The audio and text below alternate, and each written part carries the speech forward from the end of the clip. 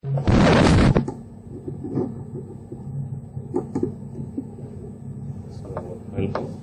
So in these presentations we are going to discuss one of the topics on engineering mechanics, centroid and center of gravity. The presentation is prepared by myself, Dr. S.L. and my colleague Mr. N. Mutra, Department of Production Engineering, DSG College of Technology, Coimbatore. So this presentation is prepared under the Creative Commons license, so anybody can use for their future purpose. So come on to the topic centroid. The centroid and center of gravity is important. To locate the centroid and the center of gravity is important for 2D and 3D figures.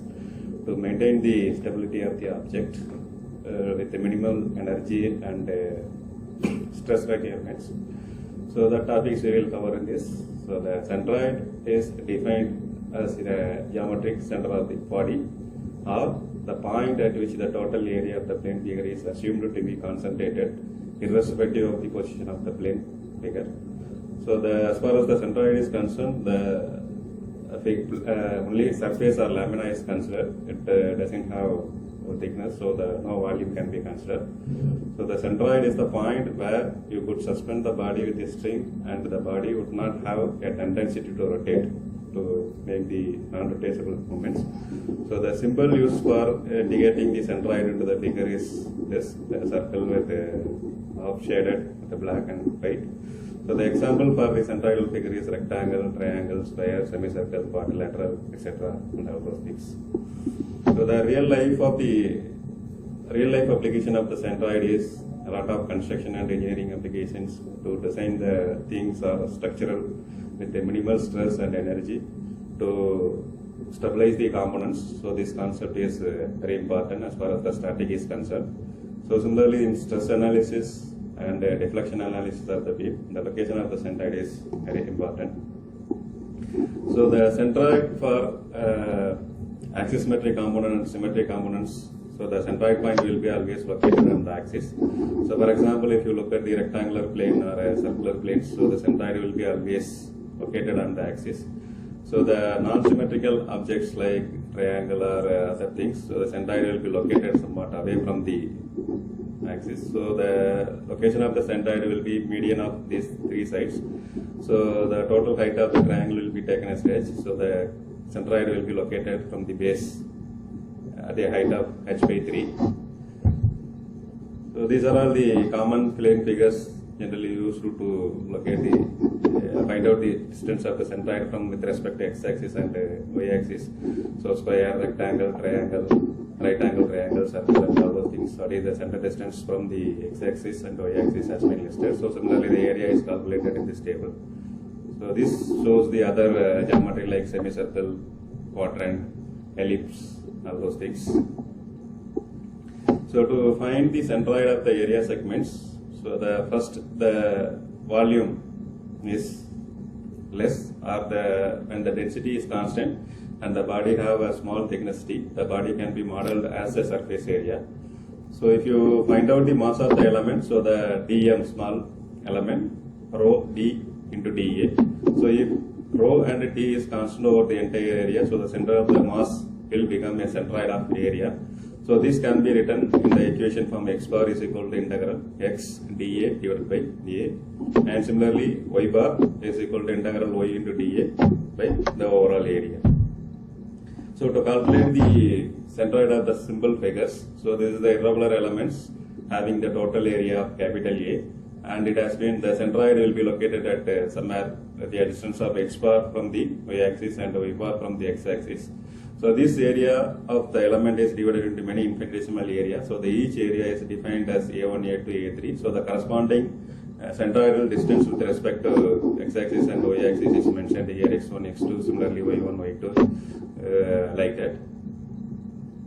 And by using the first moment of area, we can calculate the centroid for the irregular shape of the figures.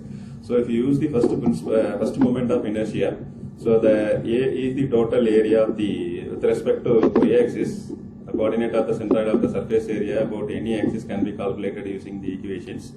A into x bar is equal to the individual elements a1 into the distance with respect to a-axis x1. So like that we will calculate the n number of elements that is equal to first moment of area. So if you write the moment of total area about A with respect to a-axis is equal to algebraic sum of the moment of element dA about the same axis, where the capital A is equal to sum of the elemental area A1 plus A2 and so on up to AN. So by writing in the equation form, so the x bar can be written as summation of AX into divided by area. So the summation of AX is the algebraic sum of the moments of area about y-axis. So similarly with respect to x-axis, we will write y bar is equal to summation of AY divided by the total area of the element. So this figure shows how to calculate the centroid of irregular geometry or the composite figures.